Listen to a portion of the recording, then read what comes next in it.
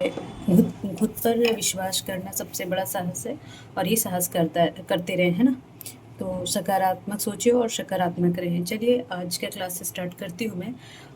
कुछ important question है जो सारे सारे एग्ज़ाम के लिए इम्पोर्टेंट है। PCS, UPSC, UP PCS, RO, JPSC, BPSC, SSC, जितने भी क्वेश्चन है ना, मैं कुछ एक्स्ट्रा समझा देती हूँ ताकि इसके साथ साथ हमारा कॉन्सेप्ट भी क्लियर होते जाए। और मैं मैप इसलिए देती हूँ कि इंटरेस्ट बना रहे पढ़ने में, और जब हम रिकॉल करें ना तो हमें याद रहे, है ना? तो मैं स्टार्ट करूँगी और मैं कहना चाहूँगी कि मनुष्य में शक्ति की कमी नहीं होती, है ना? हर मनुष्य को भगवान ने परफेक्ट बना के भेजता है, 2 हाथ, 2 पैर, एक दिमाग, है ना? तो ये सबको इक्वल देता है, बट हर आदमी में अंतर कर देता है उसका संकल्प, और उस संकल्प के साथ उसका मेहनत, है ना? तो चलिए आज क्लास स्टार्ट करती हूँ। तो पहला क्वेश्चन है कि पहला क्वेश्चन देखिए कि मातृ वन पहल कहाँ शुरू किया गया है ना? तो मातृ वन पहल कहाँ शुरू किया गया है? इसका आंसर हो जाएगा ए, गुरुग्राम हरियाणा, है ना? तो ये क्या है आखिर, ये क्यों, ये पहल क्या है, ठीक है ना? तो ये क्या है, अरावली जो पर्वत है ना, देखिए ये पर्वत क्या है, अरावली है। तो इसके ना 750 एकड़ जमीन पर ना इस शहर वन विकसित किया जाएगा। जो जितने भी वन हैं नए तरीके से लगाया जाएगा वनों को, ताकि इन्वायरमेंट पारिस्थितिकी इकोलॉजी को संरक्षित किया जा सके, है ना? और सामुदायिक भागीदारी को बढ़ावा दिया जा सके। तो गुरुग्राम में अरावली पर्वत से ही कभी कभी ना ऑब्जेक्टिव क्वेश्चन में भी पूछ देगा कि कितने एकड़ पे ना, तो 750 कोई भी एग्जाम में, या फिर एचपीएससी में, फिर हरियाणा पीसीएस में, या फिर किधर भी, जैसे राजस्थान हो गया, इस सब में कहीं भी ये पूछ सकता है। बीपीएससी हो गया, जेपीएससी हो गया, है ना? तो ये इस पहल को मातृ वन पहल और एक पेड़ माँ का नाम, है ना? तो ऐसे तो ज़रूरी नहीं कि ये हरियाणा गवर्नमेंट स्टार्ट किया है तो सिर्फ वहाँ के लोगों का ही हो, है ना? ये हर स्टेट में लागू होना चाहिए, क्योंकि देखिए इन्वायरमेंट नहीं रहेगा तो हमारा सारा सर्कल, वर्षा का, रेन का, फिर गर्मी का, देखिए आए दिन कितना गर्मी बढ़ रहा है ना। तो ये सारा सर्कल डिपेंड करता है हमारे इकोलॉजी पे, इन्वायरमेंट पे, है ना? तो हम देश को मतलब कि विश्व को संरक्षित करने के लिए एक ग्रीन वर्ल्ड बनाने के लिए, ग्रीन स्टेट बनाने के लिए, देश बनाने के लिए ये करना ज़रूरी है, ताकि हमारा फ्यूचर सेफ रहे, है ना? चलिए, तो और इसमें क्या किया जाएगा ना कि देसी प्रजातियों का रोपण किया जाएगा, जो ना जैसे कि कम पानी में भी उपज सके, मतलब पनप सके, और यहाँ का मानसून झेल सके, है कि नहीं? यहाँ की गर्मी झेल सके। ये नहीं कि कहीं नाजुक पेड़ लगा दिया और वो यहाँ का इन्वायरमेंट पे सेट ही नहीं हो पाए और सब कुछ तबाह हो जाए, तो ऐसा नहीं है। तो चलिए क्वेश्चन नंबर 2 क्या बोल रहा है? हुँ। बोल रहा है कि कोपिली नदी है ना, कोपिली नदी अभी था करंट पे, तो इसीलिए मैं समझा दे रही हूँ कि कहीं ऑप्शन में आ नहीं जाए कि ये किसकी सहायक नदी है, या इसका किस स्थान पे पड़ती है ना? तो कोपिली नदी किस नदी के सहायक नदी है ना? तो जब हम देख लेंगे कोपिली नदी क्या है, ये पूर्वी नदी है ना, और ये है ब्रह्मपुत्र नदी की सहायक नदी, ठीक है? तो आप इधर इसके साथ-साथ ना जैसे भी पढ़ रहे हैं तो ज्योग्राफी वगैरह करेंगे ना, तो गोदावरी नदी, गंगा नदी, नर्मदा नदी की सहायक नदी और कहाँ उद्गम वगैरह मैं ऐसे पढ़ा दूंगी नदियों को ना। मैं सोच रही हूँ गंगा से स्टार्ट करूँ, तो सारे स्टेट को, जैसे उत्तराखंड का उसमें क्या क्या कहाँ से निकलता है, उत्तराखंड में कितना बहता है, तो ये सब मैं बता दूंगी। बाकी अभी मैं जान लीजिए कि कोप कपिली नदी किस नदी की सहायक नदी है, तो ये है ब्रह्मपुत्र की नदी, ठीक है? चलिए, इसका फोटो नीचे आ गया, ओके कोई नहीं। लाकी लाकी ज्वालामुखी विस्फोट कहाँ हुआ था, है ना? अच्छा, सॉरी, मैं इसमें बता दे रही हूँ कि ये क्यों ना, ये क्यों करंट में कोपिली नदी, क्योंकि इस नदी पे ना राष्ट्रीय जलमार्ग है ना 57 पे मेरीटाइम इंडिया विजन 2030 और पीएम गति शक्ति के अनुरूप कार्गो परीक्षण के साथ साथ असम में लागू किया गया। हाँ, तो ये कोपिली नदी क्यों है, ये ना नेशनल वाटर लैंड के साथ ना ये जो है 57 वाटरलैंड 57 7 पे ना राष्ट्रीय जलमार्ग जो है मेरीटाइम इंडिया विजन 2030 के तहत ना कार्गो परीक्षण किया गया है ना, कार्गो प्रशिक्षण किया गया, इसीलिए ना करंट में बना हुआ है। चलिए अब ये क्वेश्चन नंबर 3 देखते हैं। क्वेश्चन नंबर 3 क्या बोल रहा है कि लाकी लाकी एक अलग सा नाम होता नाम है। ये हमारे देश के लिए, वहाँ के लिए, उनके लिए एक सीधा वर्ड होगा। ज्वालामुखी विस्फोट हुआ है वह किस देश में स्थित है ना? तो ये सारे एग्ज़ाम के, पीसीएस हो, रेलवेज़ हो, कोई भी कॉम्पिटिटिव एग्ज़ाम है ना, ये सब बहुत इम्पोर्टेंस होता है। तो इसके साथ मैं 2-3 वर्ड में ये समझा दूँगी कि आखिर ये क्या क्या है। तो पहले हम देखेंगे कि इंडोनेशिया, देखिए 2-3 क्वेश्चन इससे और कंप्लीट हो जाएगा ना। देखिए लाकी लाकी ज्वालामुखी विस्फोट कहाँ हुआ था? तो पहले मैं बता देती हूँ कि इसका आंसर क्या होगा। तो इसका आंसर हो जाएगा ए इंडोनेशिया, माउंट लेबोडोबी में ये लाकी लाकी ज्वालामुखी है। मैं एक बार इसका फोटो भी दिखा देना चाहिए। देखिए ये सॉरी, ये है, ये रहा है ना। तो ये लाकी लाकी ज्वालामुखी इंडोनेशिया में विस्फोट हुआ इसका। तो अब चलिए मैं समझा देती हूँ इससे ना।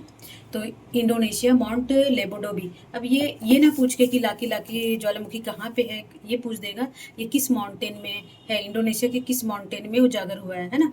और फिर ये माउंट एंटना ज्वालामुखी, ये इटली में है। ये मैच करने के लिए सारे एग्जाम में देता है, कभी यूपीएससी में दे दिया, कभी यूपीपीसीएस में दे दिया, जेपीएससी में दे दिया।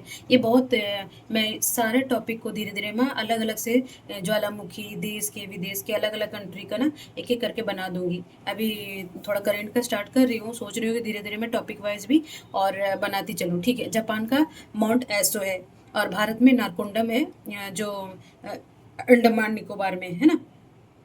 तो मैं बता देना चाहूँगी कि पहले ये है, देखिए ये जागृत ज्वालामुखी है, लाकी लाकी ना। अब एक होता है जागृत, ये ज्वालामुखी का भी प्रकार है। ये मोस्टली ना 3 प्रकार के होते हैं।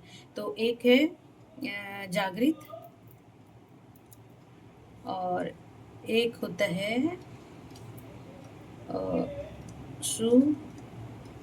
सुप्त, ओके, और एक होता है मृत। चलिए मैं इन तीनों में ना अंतर बता देती हूँ। जागृत मीन्स क्या होता है, ये वर्षों सालों साल, 100 साल 200 साल तक ये ना विस्फोट होते रहते हैं। मतलब कि इसमें ना रेगुलर लगातार विस्फोट होते रहता है। तो ये भी पूछ सकता है मिलान करने के लिए, जो अभी हाल रिसेंट में जो करंट में था, लाकी लाकी ज्वालामुखी जो विस्फोट हुआ वो किस तरह का ज्वालामुखी है ना। तो इससे ये भी देखिए, मैं यहाँ क्लियर कर देना चाहती हूँ। मैं नहीं चाहती हूँ कि सिर्फ मैं एक लाइन पढ़ाते पढ़ाते जल्दी जल्दी अपना वीडियो बना के ख़त्म कर दूँ। मैं चाहती हूँ कि जो बता रही हूँ उसके बारे में मोस्टली मतलब कि 99% कवर करने का ना, उससे मिलती जुलती जानकारी है ना। तो देखिए इसमें क्या है, ये ना जागृत ज्वालामुखी है। जागृत ज्वालामुखी क्या है कि वो हमेशा विस्फोट होते रहती है ना। और ये है सुसुप्त। सुसुप्त ये सभी में जितना बताई ना, ये सारे ज्वालामुखी ना जागृत है ना। आप एक बार नोट कर लेंगे, ठीक है। और सुसुप्त ज्वालामुखी में क्या होता है कि कभी ये विस्फोट हुआ और कभी नहीं भी हुआ। कभी कभी सालों साल, 200 साल, 300 साल, 50 साल, 30 साल तक ना इसमें विस्फोट ही नहीं होता है। बट ये मृत नहीं है, इसमें विस्फोट हो सकता है कभी भी, ठीक है। और मृत में क्या होता है कि उसमें कितना साल, 1 साल, 200 साल तक से इसमें कुछ भी नहीं हुआ, शांत पड़ा हुआ है। मृत कभी हुआ होगा और उसके बाद ये मृत पड़ा हुआ है। तो ये तीनों जागृत, सुसुप्त और मृत। तो अभी मैं बता दूं कि ये लाकी लाकी ज्वालामुखी है, वो जागृत ज्वालामुखी है और इंडोनेशिया के माउंट लोबोडोबी में है। हाँ, और मैं बताना चाहूंगी कि ये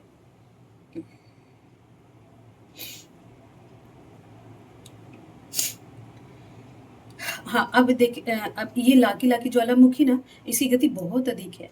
अब मैं बताना चाहूँगी, इंडोनेशिया मैप में देखेंगे, जब मैं मैप पढ़ाऊँगी तो बता दूँगी कि ये इंडोनेशिया ना, ये प्रशांत महासागर के रिंग ऑफ फायर है ना।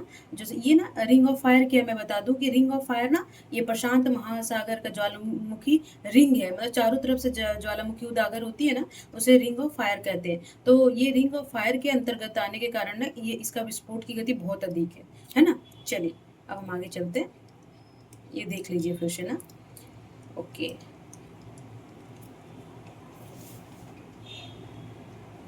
दिख रहा है।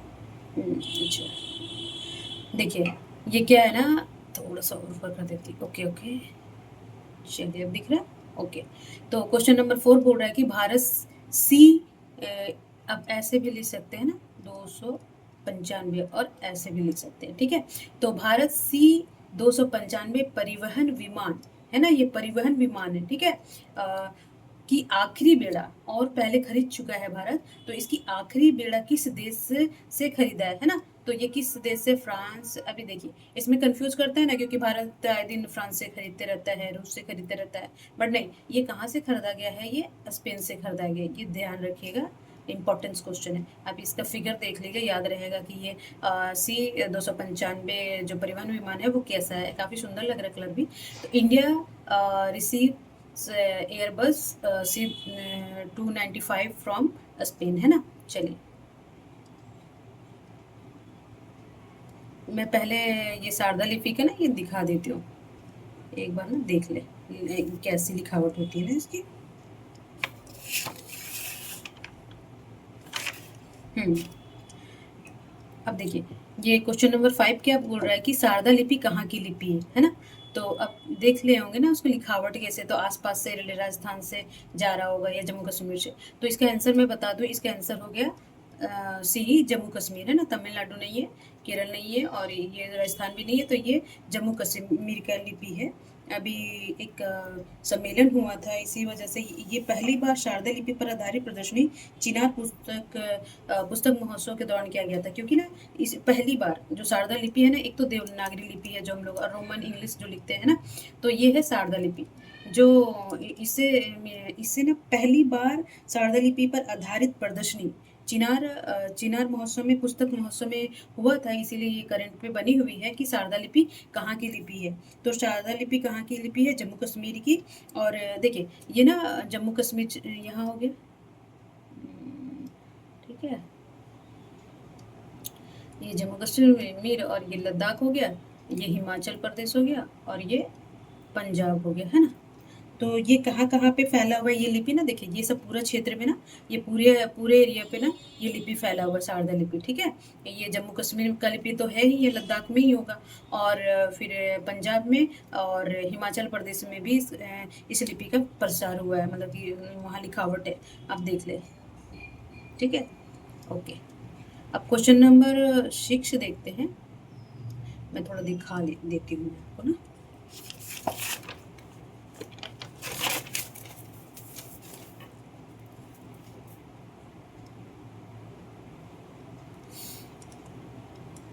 हाँ जी, तो देखिए क्वेश्चन नंबर 6 क्या बोल रहा है कि इसरो द्वारा, देखिए अपना देश भी इतना अब काबिल बन गया, हमारा स्पेस सेंटर इसरो द्वारा अमेरिका का ये ब्लॉक 2 ब्लू बर्ड संचार उपग्रह, संचार ये कौन सा उपग्रह है? देखिए क्वेश्चन ना कहीं से भी उठा के बना दे सकता है, ये संचार उपग्रह है या किस तरह का उपग्रह है ना। तो ब्लॉक 2 ब्लू बर्ड संचार उपग्रह किस रॉकेट से लॉन्च किया गया है ना। तो इसका PSLV, SLV, LVN और SSLV, ये मैं सारा साइंस टेक का क्लास में बताऊंगी ना, कुछ इंपॉर्टेंस टर्मोलॉजी तब मैं बता दूंगी कि GSLV PSLV लॉन्च व्हीकल होता है, पोलर सैटेलाइट लॉन्च व्हीकल होता है, इसका रेंज क्या होता है ना।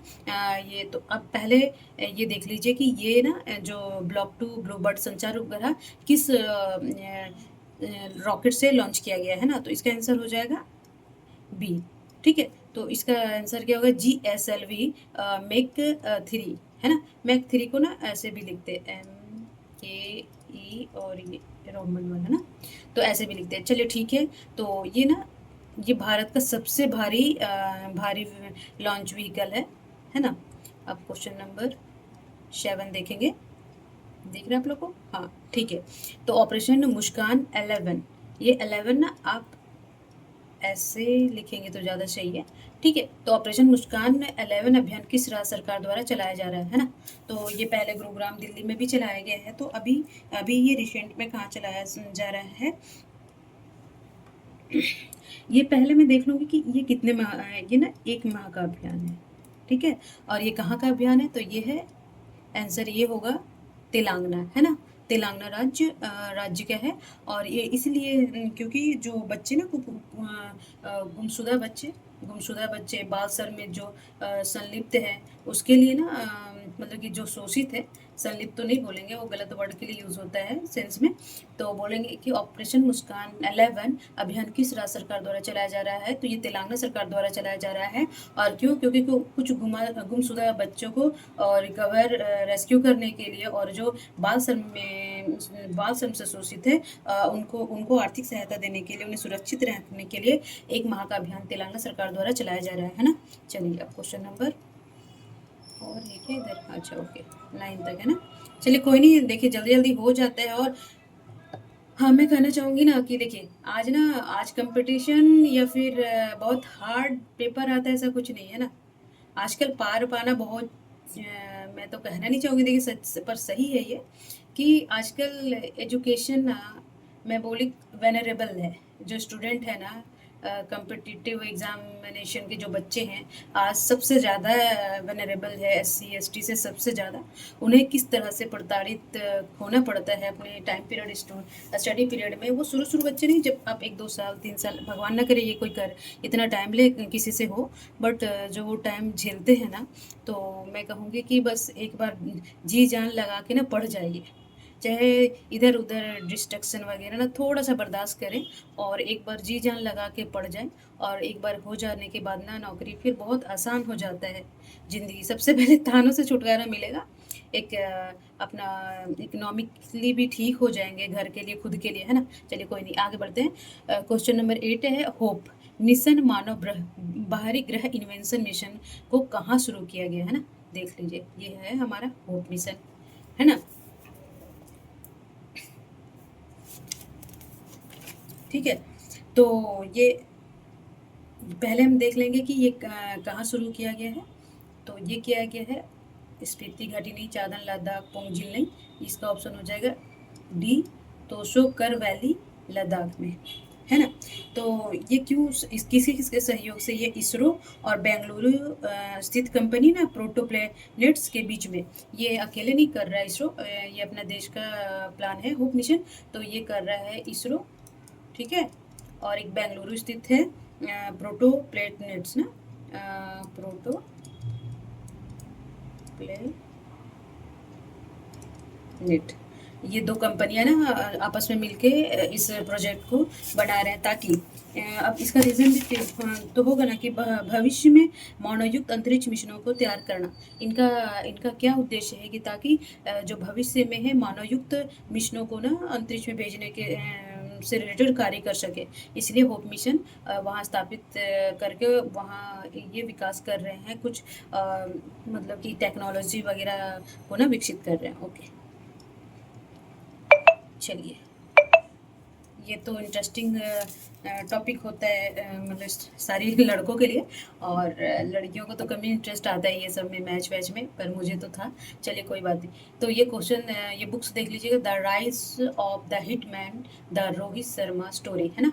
तो रोहित शर्मा, चलिए वर्ल्ड कप दिलाए T20 में शायद ना, मुझे अभी याद नहीं आ रहा है। तो ये बड़ी बात होती है इस कप्तान के लिए, तो देश के लिए भी गर्व की बात है। तो इसीलिए लेके इन पे बुक भी बन जाते हैं। The rise of the hitman, the Rohit Sharma story, पुस्तक के ये सा हो जाएगा ये, हाँ, पुस्तक के लेखक कौन है ना। तो देखिए लिखा हुआ है R कौशिक, है ना। द रोहित शर्मा स्टोरी, है ना, the rise of the hitman. तो ठीक है, तो अब देख लेंगे कि ये कभी कभी ना मैच, या फिर इस बुक के लेखक, या फिर R कौशिक, रोहित शर्मा का कौन सा बुक अभी रिसेंट में लिखे हैं, या फिर बुक का नाम दे देगा, और इसको मतलब कि ये बोलने के लिए बता देगा कि बताइए, है ना। तो ये क्वेश्चन रहा। अब थोड़ा सा और मैं दिखा देती हूँ, अब देख लो, फिगर बुक्स का ना याद रहेगा। ठीक है, तो आज से मैं सोच रही हूँ थोड़ा सा नदियों के बारे में स्टार्ट कर दूँ, और विटामिन वगैरह थोड़ा थोड़ा एक टॉपिक ना 5-5 मिनट का स्टार्ट कर दूँगी ना, तो थोड़ा सही रहेगा आप लोगों को पढ़ने में भी, है ना। तो चलिए मैं अब समाप्त करती हूँ अपना क्लास, और बोलूँगी कि थोड़ा डूबेगा मगर फिर से तैयार हो जाऊँगा, सॉरी, थोड़ा डूबूंगा मगर मैं फिर से तैयार हो जाऊँगा, ए ज़िंदगी तो देख मैं फिर जीत जाऊँगा। अब मैं ये नहीं बोल रही हूँ कि नए नए स्टूडेंट के लिए है, या जो नए स्ट्रगल कर रहे हैं, ये हमारा वीडियो तो सभी देख रहे होंगे। तो मैं थोड़ा सा इस बात बोल के ना उन लोगों के बीच में ना मैं थोड़ा हिम्मत जुटाना चाहती हूँ क्योंकि मैं भी पढ़ाई करती थी तो कैसे-कैसे दौर आते थे ना, तो कोई थोड़ा-सा भी एक चिंगारी भी मोटिवेशन का मिल जाता था ना, तो काफ़ी होता था आगे बढ़ने के लिए महीनों और सप्ताहों तक। तो मैं बोलूँगी कि थोड़ा डूबूँगा मगर मैं फिर से तैर जाऊँगा, ए ज़िंदगी तू देख मैं फिर जीत जाऊँगा, है ना? यही होप और हौसला है हमें हमारी मंज़िल, हमारा स्ट्रगल करने में ताकत देता है। तो सकारात्मक सोचिए और सकारात्मक रहें, है ना? खुद पर विश्वास करना सबसे बड़ा साहस है और मैं चाहूँगी ये साहस ना हर कोई करे, लड़की हो, लड़का हो, कोई भी हो। तो ये साहस करते रहें, सकारात्मक सोचें, सकारात्मक रहें और अपना ध्यान रखें और अपने फैमिली का भी ध्यान रखें, है ना? जब हम अपना पढ़ लिख के जब हम इतना थोड़ा-सा औरों से थोड़ा अलग हैं, तो खुद का ध्यान रखने के साथ-साथ अपने फैमिली का भी ध्यान रखें और मिलते हैं नए नए क्लास के साथ कल। चलिए थैंक यू, नमस्कार। और ना देखिए लाइक कर दिया कीजिए, मेरे लिए मोटिवेशन होगा। अगर मेरा इतना मेहनत है तो बस एक लाइक मिलेगा ना तो मुझे लगेगा कि हाँ लोग मेरा क्लास को ना पसंद कर रहे हैं और मैं अच्छा करना चाहूँगी डे बाय डे अपनी स्टडी को। चलिए थैंक यू, नमस्कार।